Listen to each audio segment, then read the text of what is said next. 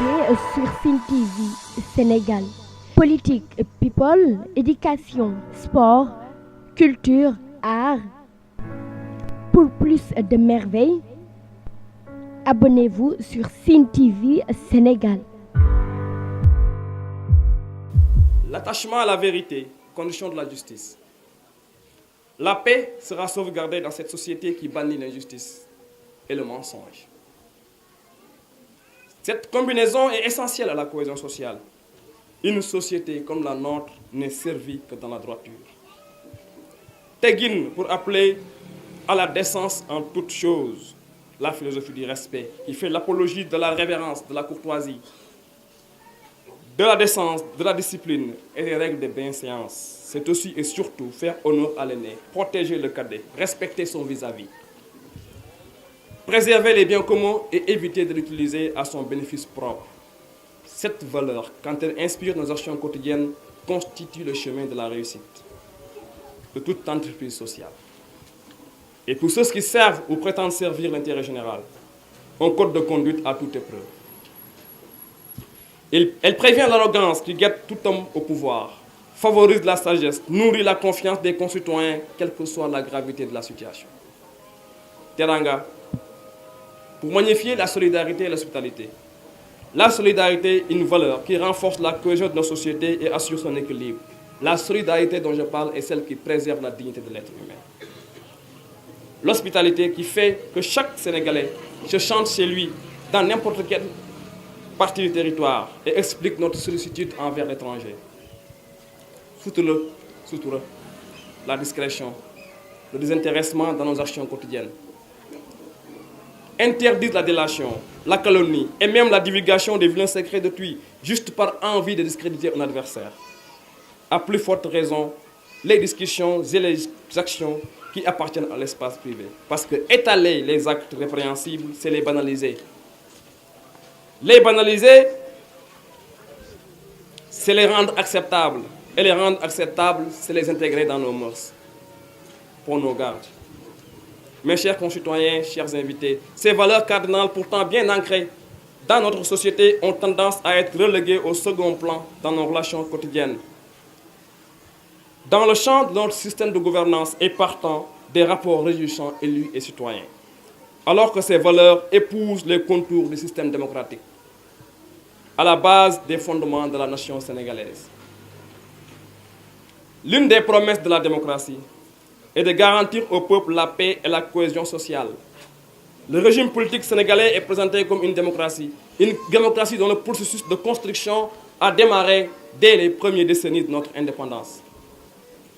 Dans les démocraties modernes, l'élection au suffrage universel dans un cadre concurrentiel fonde la légitimité du pouvoir politique qui s'appuie sur une administration publique supposée incarner l'intérêt général.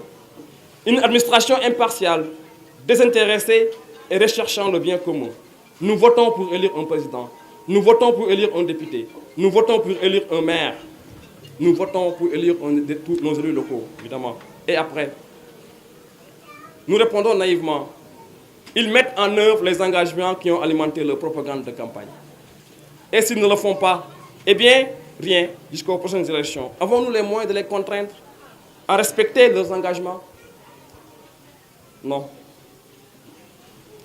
Voilà le schéma classique des systèmes dits démocratiques auxquels s'identifie le Sénégal. C'est à ce système que nous allons nous attaquer. Et pourtant, ce sont nos représentants. Ils peuvent créer des obligations à notre charge, sans notre consentement. Il ressort de la pratique démocratique qu'un groupe d'hommes et femmes élus n'est pas le peuple et que la souveraineté qu'elle exerce ne peut l'être de façon illimitée. Dans le cadre de ce jeu démocratique, des imperfections graves persistent. Ces imperfections se traduisent en confiance déclinante, sentiment d'injustice, inégalité, abstention aux élections, espoir déçu. L'élection par laquelle le sens commun identifie la démocratie est matérialisée par un acte ponctuel, le vote. Elle constitue le seul moment que ce système offre au peuple. Cette opération n'est en réalité qu'au moment de choix de la personne ou des personnes qui, pour une période plus ou moins longue, décide à notre nom et pour notre compte. Donc décide de notre sort. Par ce mécanisme, le peuple souverain délègue son pouvoir. Le système qui encadre ce processus qu'il nomme démocratie exclut en réalité le peuple, à qui il n'autorise qu'une participation électorale éloignée, sans véritable implication, ni formelle ni réelle, dans le processus de décision. Ces concepteurs, malgré la noblesse des promesses de la démocratie moderne, se sont employés soigneusement à nous ôter tout pouvoir d'influence. À l'origine du choix de ce système, l'idée selon laquelle le peuple est incompétent car incapable de faire des choix dans ses propres intérêts. C'est CS qui disait « Le peuple n'a d'autre voix que celle de ses représentants ». Les scènes de révolte, et ça c'était en 1789, donc c'est assez loin. Les scènes de révolte en 2008 et 2012 sont une parfaite illustration de la rupture entre représentants et représentés. La jeunesse protestataire, excédée par l'arrogance et l'inertie des gouvernants d'Ira et Yanamar, il ne s'est pas agi de rejet d'un régime, mais plutôt d'un système de gouvernance fermé. Un système qui périodiquement nous conduit au bord du précipice. Cette démocratie est une démocratie sans le peuple. Une ingénieuse invention publique qui déclare souverain une nation en lui interdisant tout usage de sa souveraineté. Nos élus, sans le savoir, sont aussi victimes de ce système. Dès la proclamation des résultats, et peut-être bien avant, mais sûrement à partir de la prise de pouvoir, ils se retrouvent seuls, isolés du peuple, face aux intérêts privés et groupes de pression et les buts de toutes sortes, nationaux comme extérieurs. Il sera difficile à un homme, quelle que soit sa détermination à servir son peuple, d'échapper au piège d'un système qui le met face à des organisations qui échappent à tout contrôle, disposent de moyens colossaux et qui habilement sauront dans tous les cas préserver les intérêts.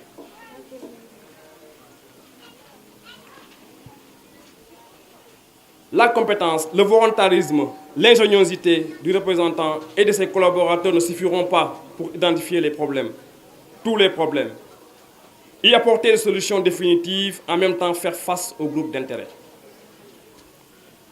Prétendre le contraire, c'est donner du crédit à la mégalomanie et à l'arrogance, source de tous les maux qui gangrènent notre société.